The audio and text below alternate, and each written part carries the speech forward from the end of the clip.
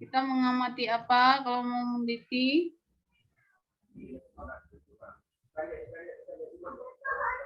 Berarti belum pada mengerti apa itu meneliti ya. Jadi yang ingin kita ketahui perumusan masalah. Ya, karena itu kita lanjutkan dalam riset atau penelitian. Apa yang kita amati ya masalah itu sendiri. Seperti apa? Ada yang belum unmute? Nadia. Oh, Nadia, tolong unmute katanya. Host siapa host 3D itu siapa? Nadia udah di-unmute, Bu. Ya baik, Ibu lanjutkan. Jadi riset kualitatif itu riset yang menghendaki situasi alami. Artinya kita mengamati sebuah permasalahan dengan kita di dalamnya sebagai informan, tetapi yang terjadi itu sebagaimana mestinya berlangsung tanpa kita berikan perlakuan. Riset tahu riset menelaah kembali. Riset itu banyak, ada eksperimen, ya, kualitatif juga banyak, kuantitatif juga banyak macamnya. Nah, misal yang sering kalian ketahui itu eksperimen. Pernah sering bereksperimen? Mencampur-campur warna, bereksperimen bikin kue, bereksperimen apa? Ya, pernah ya. Nah, itu ada perlakuan kalian. Kalau kalian diamkan, dia akan menjadi sesuatu enggak? Kecuali tukang sulap. Ya, atau tukang sihir katanya ya. Tapi kita nggak percaya ya. Bisa terjadi kalau kita tanpa apa-apa kan? Tepungnya di situ dalam mangkok, telurnya dalam mangkok, gula dalam mangkok. Tanpa kita berikan perlakuan. Bisa jadi donat. Nah, berarti penelitian eksperimen itu penelitian yang diberi perlakuan. Tidak secara alami, tetapi kita yang mau bergerak. Kita lagi mengeksperimen, bikin kue. Kalau tepungnya sekian, telurnya 1, jadi apa? Enggak pakai gula, jadi apa? Pakai gula, jadi apa? Kalau kita seduh dulu, pakai air hangat dulu, atau kita seduh pakai mixer, gimana jadinya? Itu masing-masing adalah eksperimen. Dengan cara masing-masing perlakuan masing-masing. Nah, banyak yang sudah bereksperimen dengan kue yang jadinya macam-macam. Mereka buatlah sebuah resep yang sudah diuji coba, yang sudah diukur, sudah bisa dipertanggungjawabkan hasilnya tidak akan gagal. Asal kita mengikutinya dengan langkah-langkah yang benar. Itu berarti dia sudah melakukan sebuah eksperimen yang hasilnya bisa kita ikuti karena sesuai yang kita inginkan. Adapun ini penelitian kualitatif, dia berjalan sendiri. Yang kita amati bukan benda, bisa jadi perilaku, sikap di masyarakat, fenomena yang terjadi di masyarakat. Itu untuk menggali informasi yang jadi permasalahan sehingga kita bisa memberikan solusi. Tapi terjadinya secara natural sebagaimana adanya, tidak ada perlakuan dari kita. Perlakuan itu misalkan sebagai peneliti utama ingin mencari data tentang ikhlas beramal. Nah, di situ kita wawancara. Di dalam wawancara, kita menjelaskan dan mengarahkan dia untuk menjawab seperti yang kita mau. Nah, itu berarti kita membuat perlakuan.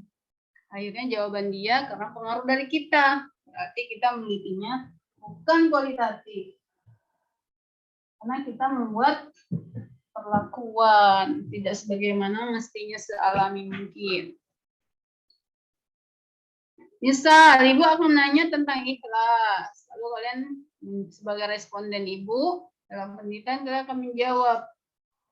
Ibu bilang, menurut kalian ikhlas itu apa? Oh, ikhlas itu yang seperti apa ya, Bu? Ya, kalian memahami ikhlas itu apa? nggak ngerti, baru kita jelasin. Oh yang itu paham. Misalkan kita niatkan karena Allah semua bila. Enggak, kalau merasa lelah bagaimana? Gitu. Kalau bekerja pasti kan ada ujungnya tuh bayaran. Ternyata bayarannya nggak dapet. Terus kalian merasa seperti apa? Nah, jawaban-jawaban yang didapatkan itu menunjukkan indikator orang yang bukan ikhlas. Itulah yang kita kumpulkan. Berarti orang ini belum ikhlas. Atau dia mau masih memiliki indikasi bekerjanya karena hitung-hitungan, misalnya performa yang terbaiknya itu belum bisa ditunjukkan. Tuh.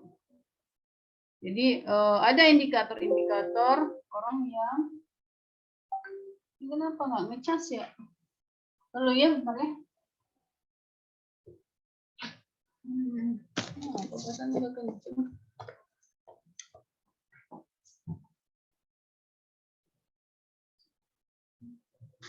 Jangan rusak deh casannya nih. Kalau Inggris mulu sih. Coba aja.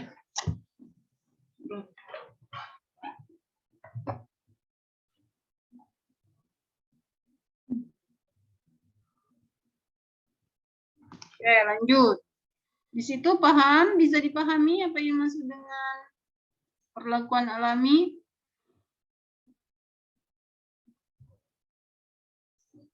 Sebagaimana adanya tanpa perlakuan.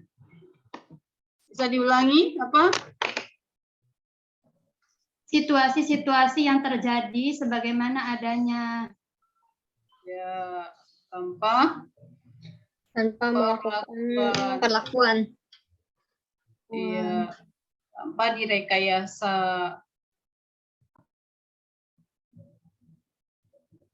Asli ya. Kemudian penelitian kualitatif itu penelitian di mana berbentuk deskriptif. Apa itu deskriptif? Menggambarkan atau menceritakan.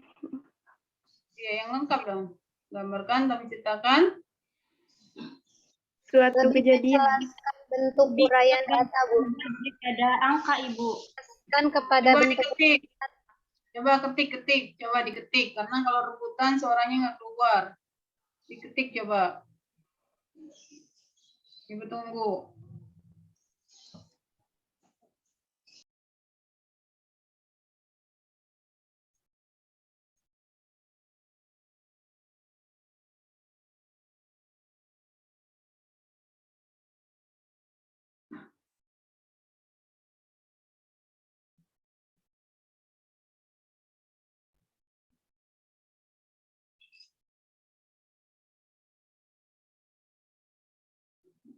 Pipa udah kirim? Diketik. Nadia.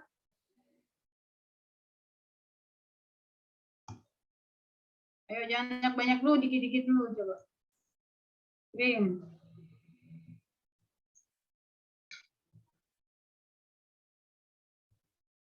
Apalagi tabrakan juga nih. Tunggu nih, belum ada nih.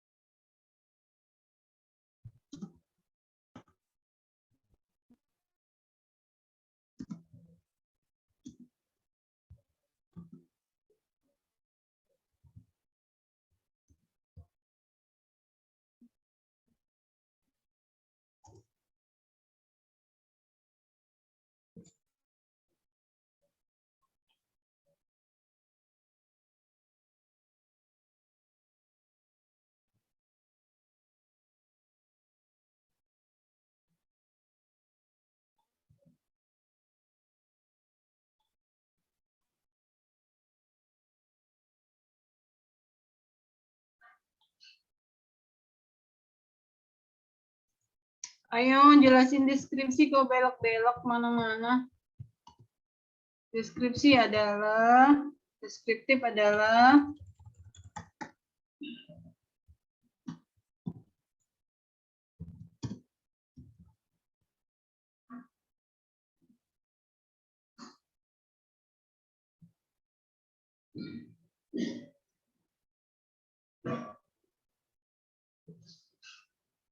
kayak Dira nih. Dira maksudnya apa ini Dira?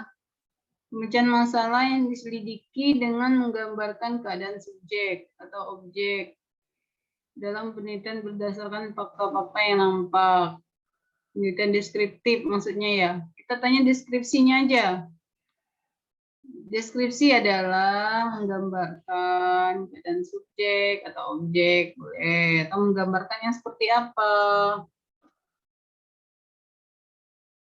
Menggambarkan atau menceritakan,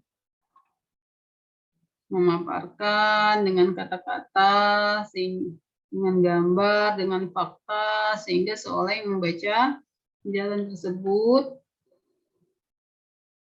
berada atau dapat merasakan seolah berada di tempat tersebut. Menyajikan gambar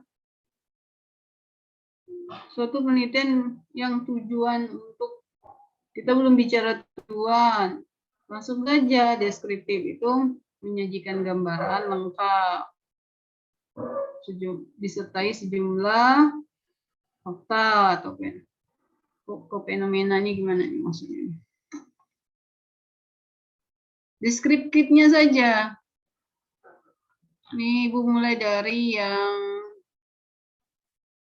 mengolah yang Dira nih ya, Dira Ibu tanya deskriptif itu apa? Jangan kamu langsung pemecahan masalah. Kita bukan lagi mecahin masalah, kita lagi menanyakan deskriptif itu apa. Langsung saja. Deskriptif itu adalah menggambarkan keadaan berdasarkan fakta. Ditambahin lagi, belum lengkap di situ, baru di situ. Cara menjawab itu sesuaikan apa yang ditanya ya.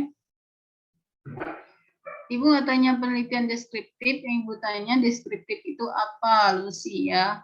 Deskriptif itu adalah, nah langsung aja, menjelaskan secara spesifik, atau menceritakan keadaan seolah-olah yang membaca itu berada di tempat yang diceritakan.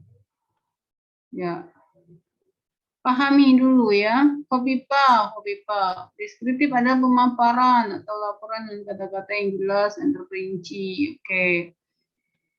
Nurul siapa nih? Deskriptif dalam arti yang dikumpulkan lebih ke kata-kata. Langsung aja deskriptif itu adalah menceritakan atau apa ini ya, disusun ulang kata-katanya. Janatul. Suatu penelitian, bukan suatu penelitian, langsung. Deskriptif adalah menggambarkan secara lengkap. Ibu mengolah kalimatnya sesuai yang kamu tulis ini.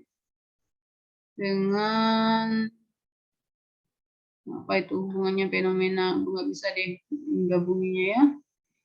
Fitri Salsabila, salah kirim hop. Apa ini maksudnya hop nih?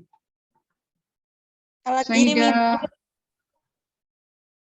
Syahidah Qurani, penelitian deskriptif. Bukan penelitian deskriptif. Deskriptif itu apa? Kualitatif itu cirinya adalah deskriptif.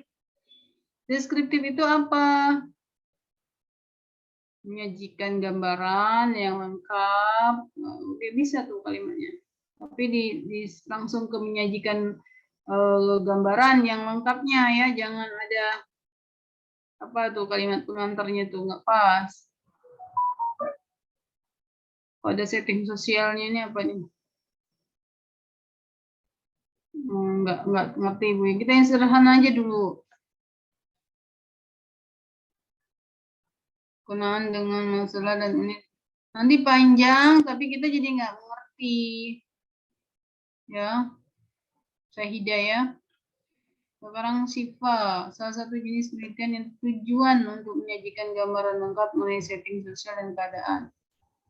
Salah satu jenis penelitian. Ini kita lagi kualitatif deskriptif. Deskriptifnya adalah menggambarkan atau menyajikan data-data secara lengkap atau apa kalimatnya bebas ya. Langsung to the point biar mengerti maksudnya. Nanti muter-muter panjang tapi tidak mengerti. Tidak paham. Oke, bisa diulangi coba. Deskriptif adalah apa? Deskriptif adalah menyajikan gambar yang lengkap, Ibu. Menyajikan gambaran atau data-data. Menyajikan gambaran atau data-data yang lengkap. Yang lengkap, oke. Atau kamu cari makna deskriptif, makanya kok. Nah, memang kalau ngikutin bukunya begitu dia maksudnya ya. Jadi menceritakan ya, deskriptif adalah menceritakan kembali atau mendeskripsikan, menggambarkan kembali apa di sini apa adanya. Kita coba buka ya. Maksudnya deskriptif, menggambarkan apa adanya, menggambarkan kembali, menganalisa, menceritakan, menggambarkan.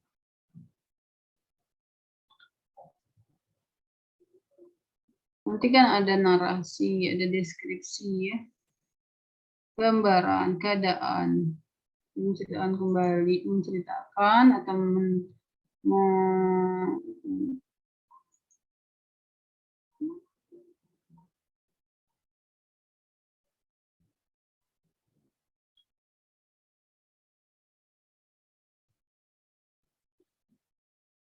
di sini kayak gini. Ya, isinya menggambarkan ya, menggambarkan atau menceritakan secara spesifik gambaran dari fakta-fakta bagaimana adanya.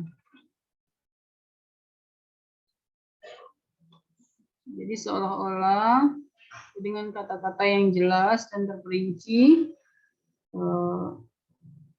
dengan paparan yang jelas dan terperinci, seolah-olah yang membaca atau yang membaca dari penjelasan tersebut berada di tempat yang sedang diceritakan. Itu. Coba bisa diulang lagi nggak? Tadi Bu karang-karang itu. Ibu rangkai-rangkai.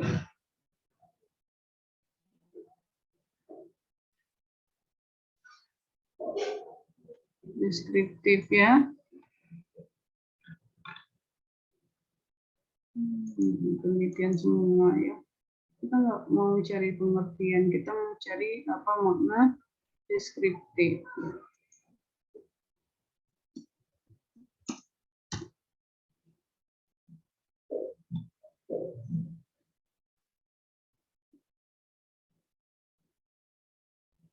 Menggambarkan apa adanya. Udah yang singkat itu aja dulu, yang penting paham.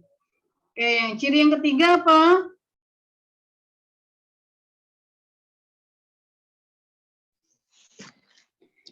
Lebih tertuju pada penelitian tentang proses daripada hasil.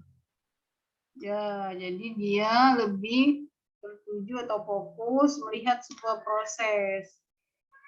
Tidak melihat hasil. Karena kan tadi dia deskriptif, menceritakan apapun hal yang terjadi tidak disepelekan. Itu diceritakan. Terus walaupun hal yang kelihatan kecil ya. Hal yang kelihatan kecil pun diceritakan. di data itu biasanya kalau wawancara, yang orang yang sedang kita wawancarain itu biasanya dia kadang apa yang kita tanya itu dia sambil jawab garut-garut kepala atau sambil ketawa hehehehe. Di situ kita ingin menggambarkan apa? Di mana responden ini ketika ditanya sesuatu ada indikasi dia tidak menyampaikan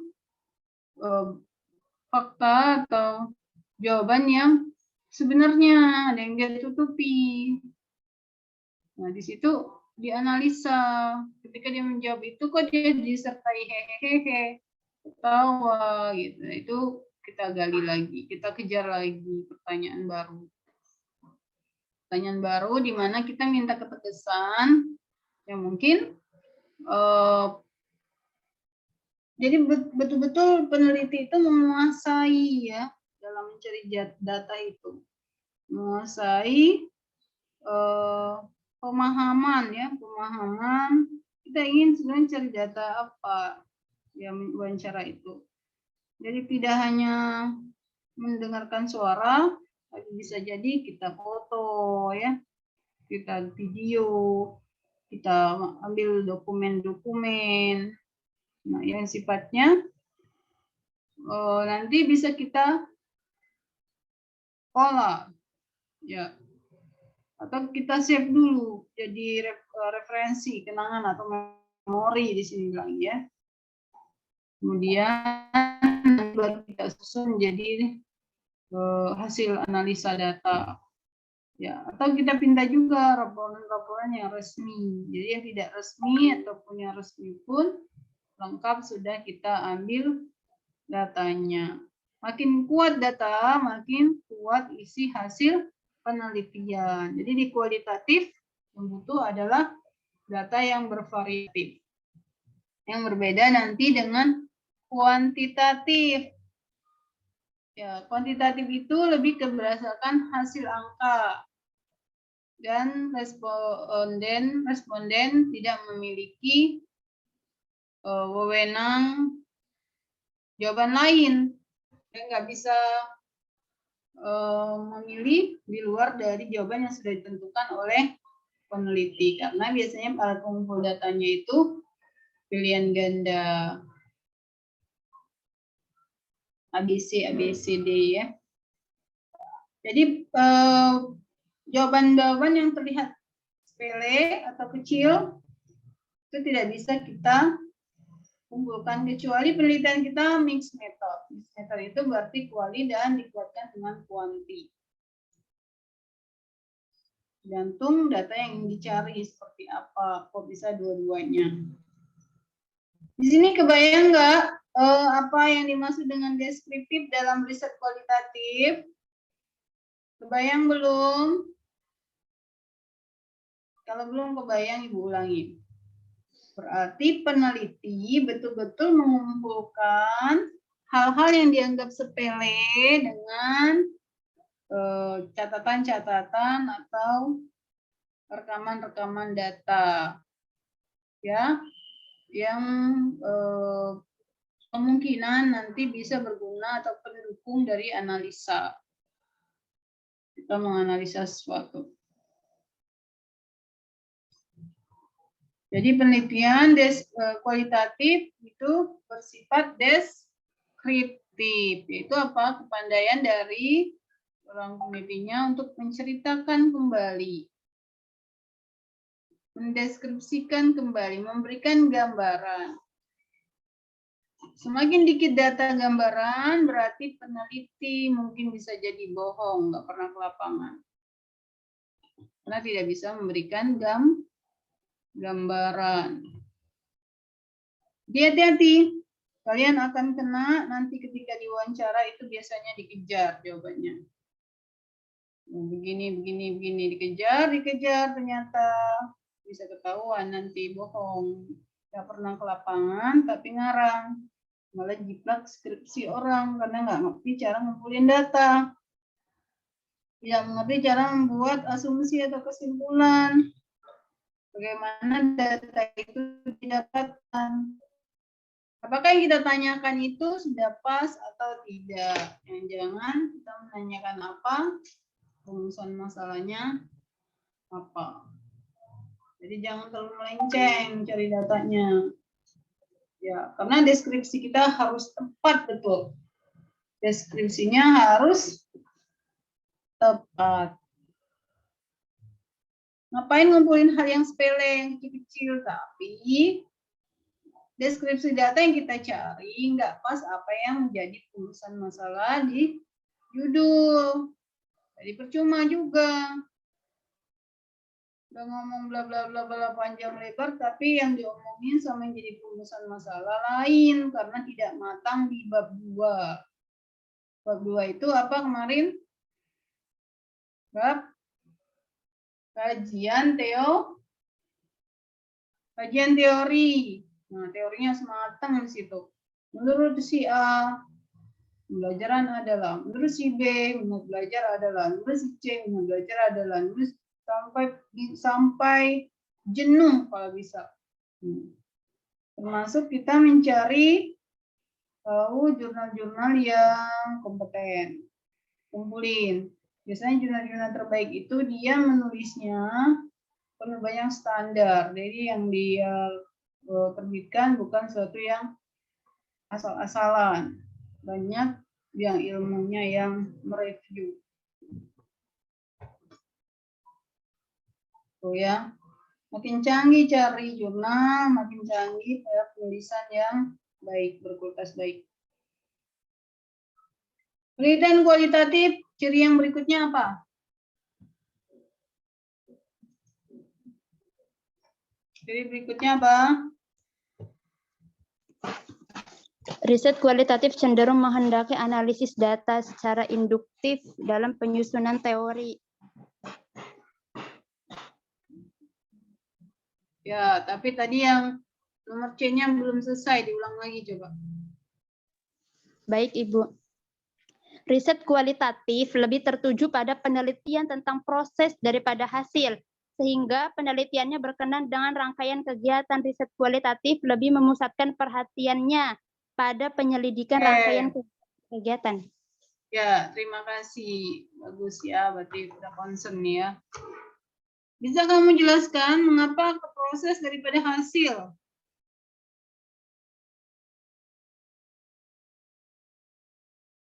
Sedikit mengerti atau tidak? Iya, Ibu. Adakah yang dipahami di situ?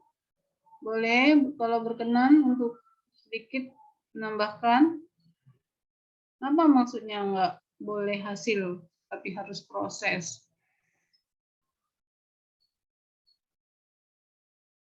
Karena kalau hasil apa? Penelitian kuantitatif, bukan kualitatif lagi. Ya. Kuantitatif itu karena bermain angka. Alat ukurnya itu langsung keluar angka. Kita nggak lihat dia prosesnya jawabnya seperti apa, apakah jujur atau tidak jujur, apa dia asal centang apa gimana, apa dia bertanya ke orang lain, apakah dia benar-benar menjawabnya dengan apa yang terjadi padanya, dan dia menjawab itu juga ternyata nggak ada pilihannya situ, kita tidak bisa mengejarnya. Kalau kuali itu bisa jadi ketika proses atau itu berlangsung, kita banyak menanyakan di situ. Dalam proses, walaupun hasilnya nanti tidak memuaskan mungkin atau biasa saja, tapi di proses dia sudah betul-betul melaksanakan.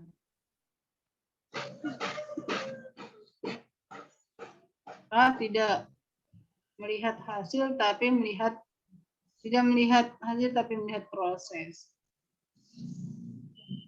Jadi rangkaian penyelidikan data yang dicari itu betul-betul melihat menyatu ke kehidupan sehari-hari dari responden, dari interaksi sosial, dari keadaannya, Maka pernah dengarkan peneliti dari barat itu sering menikah kepada suku asli daerah mana gitu ya. Itu sebenarnya dia lagi orang riset, peneliti. Nanti dia udah dapat penelitiannya, dia pulang balik ke negaranya, dia jadi profesor. Nah di IKI dulu pernah ada tuh Anna Rasmussen, orang Amerika, meneliti tentang seni musik di Asia, di Indonesia. Lama dia tinggal di IKI. Dia bawa alat musik, kalau dia ajak bermain gini gimana, reaksi orang tuh gimana.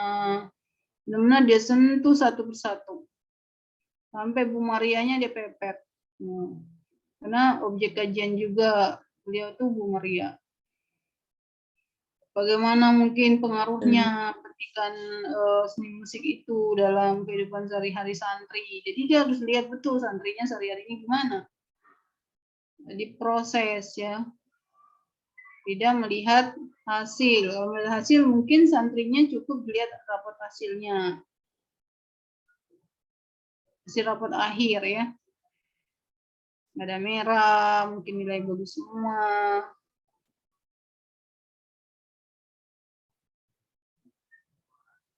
Yang berikutnya, analisis data secara induktif. Nah, induktif ini ada hubungannya dengan kemarin ya, kita belajar tentang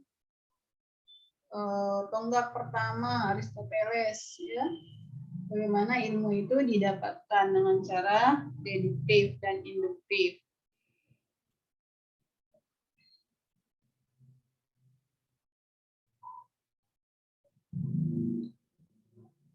Jadi data yang sudah dikumpulkan untuk kita buktikan kebenarannya, apakah tidak benarannya hipotesis tadi.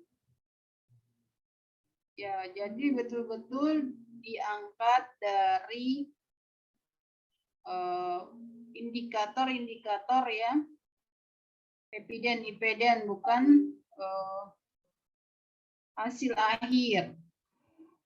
Bukan akhir, tapi fakta-fakta kecil disusun menjadi kelompok data yang besar ya, bukan. Ya, sebelum diasumsi atau dicek dulu dengan data. Untuk kita olah ya.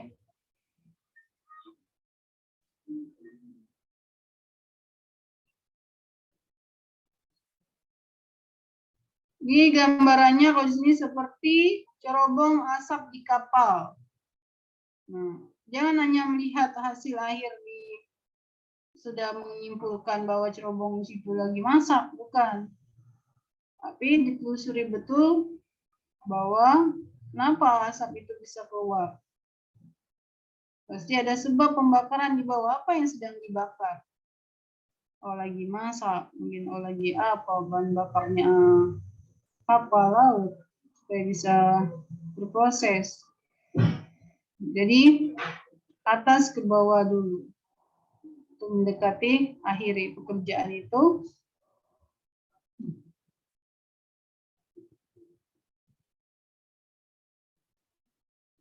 Indikasi-indikasi kecil dulu, baru dibuat terakhir simpulan, makna akhir.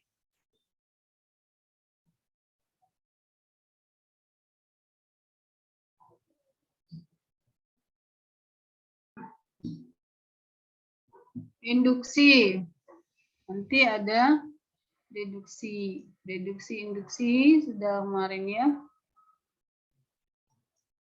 Kita bahas di tonggak pertama. Halaman berapa? Ya, mengambil sebuah kesimpulan dari bawah ke atas, bukan dari atas ke bawah. Kita melihat dari hasil, melihat dari proses dulu. Nah, lalu dicek ya, teliti, diamati betul-betul ya. Kalau penelitian kualitatif itu peneliti terlibat langsung Jadi biasanya orang suka orang lapangan ya.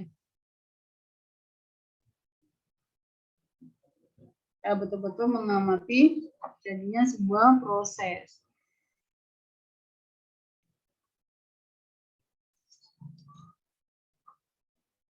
Dimana nih ya, ada di halaman induksi. Sokrates tuh pakai dua-duanya ya. Induksi. Misalkan ada perumus persamaan juga, itu juga sebenarnya ngambil induksi ya.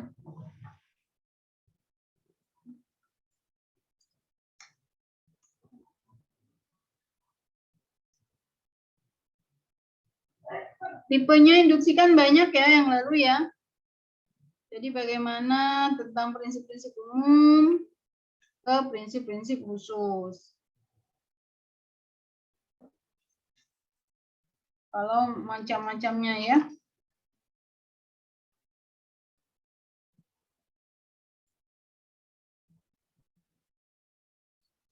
Kalau deduktif dibaliknya, kesimpulan umum melalui premis-premis yang khusus. Misal kemarin contohnya apa nih ya premis-premis ini? A1 punya sifat P, A2 punya sifat P, A3 punya sifat P, A4 punya sifat P. Itu premis-premis khusus, diambillah kesimpulan. Premis-premis khusus itu menjadi premis umum. Semua A mempunyai sifat P. Kesimpulannya jadi kesimpulan umum yang ditarik dari kesimpulan khusus. Atau induksi deduksi ya, sama ya. Selanjutnya apa? Kualitatif itu mengenali makna atau peristiwa yang terjadi dalam kehidupan sehari-harinya secara alami. Balik lagi nih ya, alami. Mengenali makna peristiwa. Mengenali makna peristiwa. Jadi orang yang benar-benar berlapang pikiran ya, berjiwa besar dalam menangkap semua hal peristiwa. Dia tidak langsung, tidak bisa kalau untuk orang yang berpikiran sempit ya untuk menjadi penelitian kualitatif. Langsung nanti diambil kesimpulan nih kalau sempit. Sedangkan tidak mudah seperti itu kita mengambil sebuah kesimpulan. Pasti melalui proses panjang ya untuk menarik hal menjadi alasan kita mengambil sebuah premis umum. Kalau nggak nanti salah dalam mengambil kebijakan, salah menghasilkan data, kesimpulan.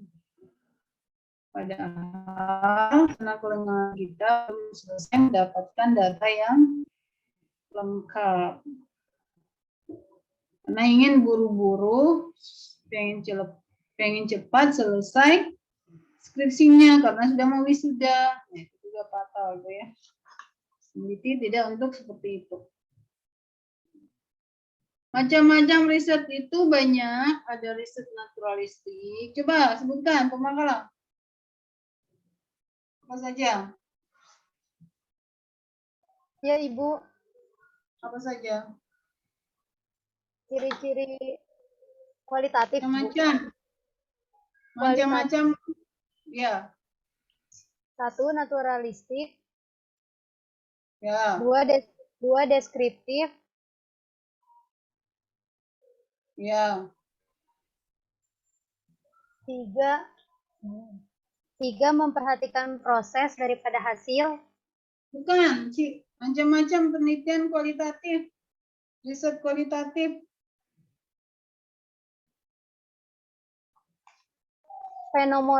Fenomenologi, studi kasus, ya. metode teori dasar, etnografi, ya, etnografi, ya, terus metode historis, ya.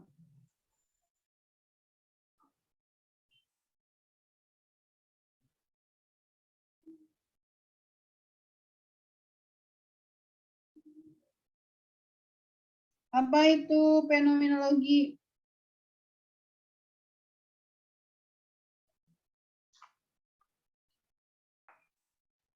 Jenis penelitian yang berorientasi pada hasil filsafat. Peneliti yang menggali informasi dengan cara mencari artinya. Penelitian yang lebih kepada fenomena-fenomena. Itu aja lah, gampang. Dari kata fenomenologi. Itu asalnya dari kata fenomena. Kalau etnografi? Etnografi, penelitian kualitatif etnografi diperuntukkan untuk mengkaji bahasa. Mengkaji suatu bahasa, Ibu. Perilaku Ya, atau budaya komunikasi. ya. Etnografi. Budaya itu bisa bahasa, adat istiadat.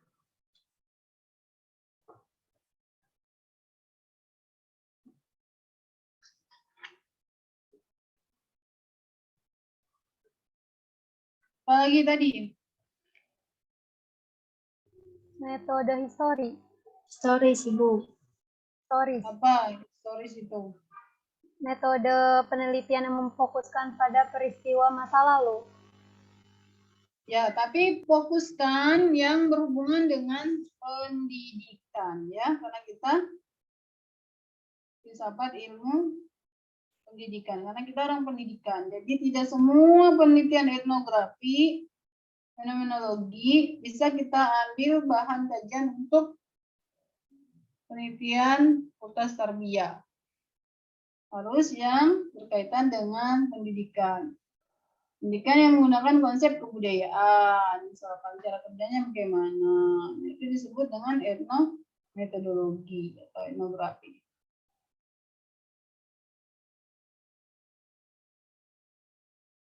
Nah, kalau antropologi itu bisa dari fenomenologi.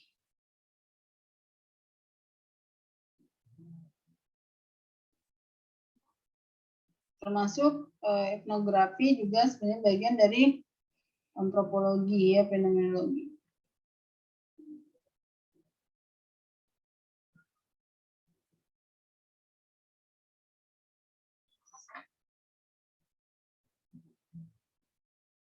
Ada lagi komparatif. Apa itu komparatif?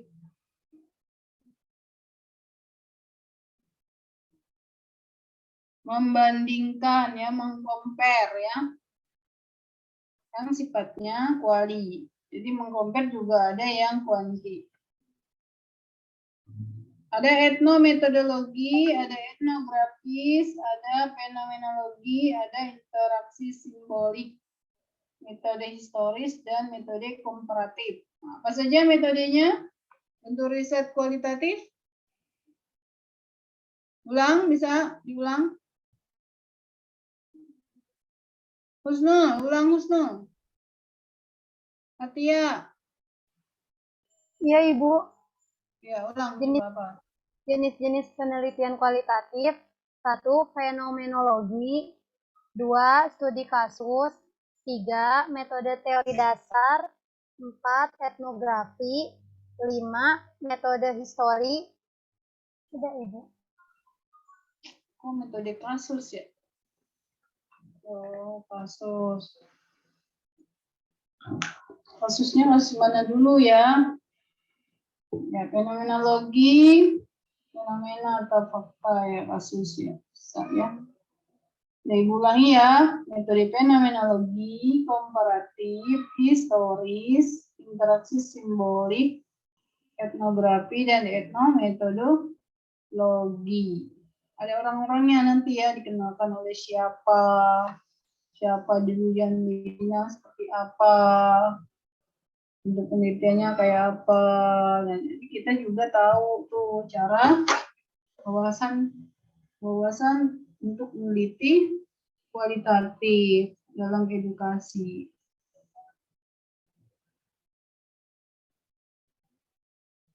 Nah, ini ada yang meneliti tentang paradigma yang digunakan untuk menginterpretasikan pola pendidikan yang berlangsung dalam setiap kurun waktu. Dia ambil Terdiri atas 4 bagian. Deskripsi dasar sosial pendidikan, dan yang tercakupnya pola-pola inklusi politik, ekonomi, sosial, dan agama. Karena ini kurun waktu ya, setiap kurun waktu. Kemudian dia deskripsikan cara-cara institusi pendidikan di organisasi, dikontrol, didukung. Lalu dia mendeskripsi hasil dasar-dasar intelektual pelaksanaan pendidikan. Lalu deskripsi program-program pendidikan, yang ada dalamnya tercakup tujuan isi, metode pendidikan. Ya, jadi betul-betul menggali semua hal tentang dunia pendidikan. Mulai dari sosial politik ya. Siapa yang teliti? Robert Coolidge, ya, tahun 1950. Doctrine of Great Educator. Atau bukunya History of Educational Thought, ya, yaitu Robert Krause sama Robert Coolidge.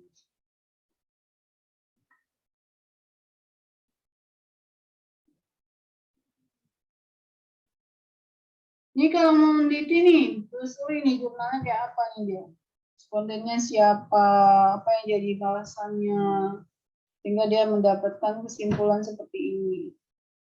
Apa nanti isinya ya. Intinya harus banyak baca, menelusuri jurnal. Ini banyak nih di sini diberitakan tentang riset-riset dalam pendidikan ya. Ada juga riset yang pernah dilakukan proses penyelenggaraan riset etnografis ya. Nah, apa yang situ ditemukan? Penyusunan desain, pengumpulan data, analisis data, interpretasi data, penyajian data dalam bentuk sebuah deskripsi itu. Deskripsi diulang lagi kan? Penuh arti atau description. Jadi deskripsi itu harus benar-benar mumpuni di dalam jiwa kemampuan menulis seorang peneliti kualitatif. Harus benar-benar menyampaikan informasi ya, informatif ya. Dari informan. Kalau informan itu kan kalau salah memberikan data, efek hukumnya kan juga salah ya. Makanya kan informan selalu disumpah. Supaya efeknya itu tidak menyalahi hukum. Jangan coba-coba bohong. Karena ini impact-nya terakhir nanti bisa dibawa ke ranah pengambilan kebijakan. Ya, berpijak dari penelitian yang kita lakukan. Misal ini ya, ada yang meneliti tentang otak manusia. Kenapa kok beda-beda? Ada yang rusak, ada yang sehat, ada yang terawat, sebenarnya apa yang terjadi?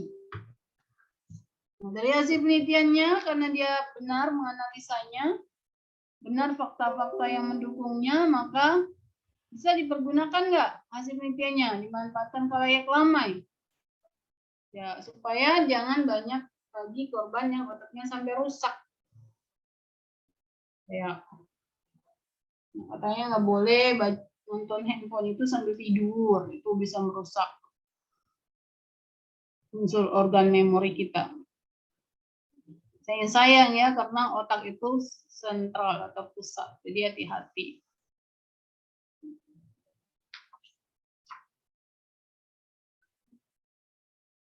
Nah, sampai situ ada yang tanya. Ya, tadi ingat ya, ciri-ciri dan penjelasannya. Cara menjelaskannya bisa ya, menganalisanya ya. Nggak sama persis di buku, tapi dianalisa dulu ya. Baru nanti ciri apa jenis-jenisnya ya. Dan kemudian sebutkan salah satu contoh hasil dari penelitian kualitatif. Nah, tadi udah berapa ya Ibu sebutin? 2 ya. Tadi apa? Contohnya misal tadi bagaimana penelitian orang membuka tabir rahasia kesehatan mental otak ya. Sehat mental dengan hubungannya dengan otak. Karena apa sekarang banyak semua umur melakukan hal-hal yang menjadi perusak otak. Hanya ada 10. Satunya adalah makan makanan yang tidak baik. 2, kebanyakan tidur atau kurang tidur. Kebanyakan makan atau kurang makan. 3, jadi apa jadinya ya kalau itu dilakukan oleh semua orang yang tidak mengerti kalau dia sedang merusak otaknya sendiri. Bener nih, nggak ada yang nanya? Ibu, saya mau nanya, Ibu. Ya, silakan. Kan tidur itu nggak boleh berlebihan atau kekurangan ya, Bu ya. Nah, minimal tidur itu berapa jam dalam sehari, Bu? Makasih, Bu. Tidur itu yang penting berkualitas. Deep sleeping katanya. Tidur panjang tapi nggak kualitas itu cuma. Atau ngikutin cara tidurnya Rasulullah. Banyak tuh adat tidurnya Rasulullah. Kalau mau tidur beliau sholat dulu, duduk dulu, baca Quran dulu. Bayangin betapa kualitasnya tidur beliau. Kemudian dia bangun malam. Dan itu rutin dia laksanakan terus. Kenapa dia bisa? Karena tahu. Ya, adab-adab semua itu tadi dia lakukan, itu sebenarnya menunjang ya, kesehatan daripada tubuh kita itu sendiri. Kebutuhannya itu seperti apa. Kita analisa. Orang yang tidur tidak pernah berkualitas atau deep sleeping itu juga ngaruh ketika bangunnya itu nggak fresh, itu nggak sehat. Ya, idealnya sih ngukur bayi itu 8 jam. Nah, kalau kita tidur lebih kayak bayi 8 jam berarti kita kayak bayi. Masa kita sama dengan bayi? Iya aja tidurnya seperti itu. Orang dewasa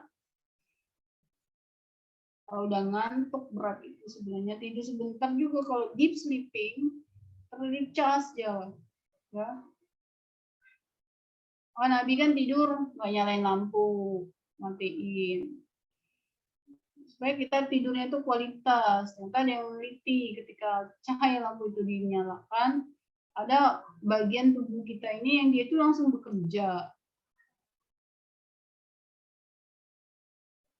Entah hormon, entah apa, merespon lagi. Ya, ketika dimatikan, memancing atau menstimulan hormon apa yang kita butuhkan untuk dia berproses. Yang sulit nggak kita pahami ya. Artinya tidur itu secukupnya ya.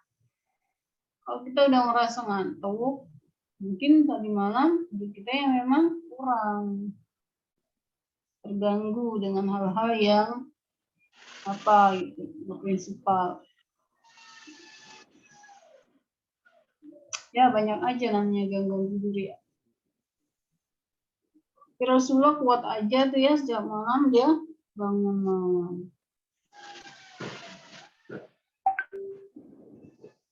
Baik, terima kasih, Ibu. Mungkin ya seperti itu jawaban Ibu.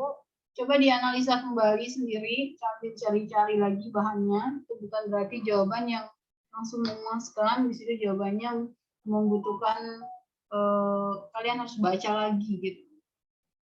Ya, sumber-sumbernya dihubung-hubungkan aja sendiri. Nanti baca juga indikasi orang tidurnya kena apa namanya cacing penerja ya, seperti apa. Tidur yang bermasalah seperti apa. Ada orang kena gangguan tidur seperti apa. Yang dia tidur tapi dia jalan. Ada dikit-dikit ya langsung tidur. Pelor ya, nempel langsung molor. Nah, itu kenapa sebenarnya? Analisa itu sebenarnya orang sadar masalah itu potensi aset ya. Cirinya orang cerdas, dia bertanya, dia tidur itu yang baik seperti apa? Nanti sebenarnya di kepala dia udah berkembang lagi pertanyaan baru. Dua ciri-ciri bahwa kita sadar kita punya potensi ya, punya aset. Tahu masalah itu berarti tahu ya, berpikiran kualitas. Nah, sekarang juga ada metodologi penelitian. Metodenya itu ABCD namanya. ABCD Asset Based Community Development. Pengembangan masyarakat berdasarkan pengembangan aset. Nah, asetnya sendiri adalah pertama mengerti bahwa dia punya masalah. Bayangin kalau di tengah-tengah masyarakat hanya orang luar yang tahu mereka punya permasalahan, tapi orangnya sendiri dalam tidak mengerti kalau mereka sedang ada permasalahan. Seharusnya, ini tidak seharusnya. Tapi tidak tahu, merasa sudah cukup baik aja segitu. Tidak bisa melihat lagi seharusnya. Maka supaya tahu apa? Harus berpikiran luas. Memandang out the box. Memandangnya lebih universal. Ya, makanya kita sebenarnya banyak yang dilihat itu juga banyak bagian dari banyak belajar. Ditambah banyak bertanya dan berpikir sehingga otaknya itu jalan. Kalau kalian jarang-jarang bertanya, maka otaknya awet ya, berkembang. Kata orang jadi barang tuh, barang antik ya. Pernah dibangunkan soalnya. Assalamualaikum Ibu, maaf. Ya. Waktunya udah habis Ibu. Waktunya habis? Iya, Ibu. Jam 11. Oke. Jadi jangan lupa ya, bentuk-bentuknya atau apa saja metodenya ya. Riset kualitatif itu, lalu ciri-cirinya, minimal itu dulu. Nanti kalau sudah tahu ingat ciri-ciri itu, nah, pengembangan berikutnya dapat mata kuliahnya nanti bisa langsung menulis skripsi ya, bisa paham, bisa mengembangkan sendiri. Mungkin itu saja yang Ibu garis bawahi dari pemakalan hari ini. Tolong kasih resumenya ya, di share di grup biar teman-temannya nggak tercatat, berbagi situ, jadi berbagi jariah. Tunggu. Ya, Ibu akhiri sama-sama kita baca hamdalah. Alhamdulillahirabbil alamin. Terima kasih yang sudah angkat tangannya. Semoga ilmunya bermanfaat. Tadi sudah memperhatikan apa yang dijelaskan. Sebelum angkat tangannya, ya, semoga sih ada ya. Mungkin karena tidak bisa, Ibu dan juga besok tidak ada permasalahan lagi di alat komunikasinya ya. Ya, semoga kalian mendapatkan ilmu yang barokah. Allah diridhoi oleh Allah SWT. Wabillahi taufiq wal hidayah. Assalamualaikum warahmatullahi wabarakatuh. Waalaikumsalam warahmatullahi wabarakatuh. Terima kasih banyak, Jangan Ibu. lupa absen. Halo Ibu. Sudah, Ibu. Oke, iya. Assalamualaikum. Waalaikumsalam.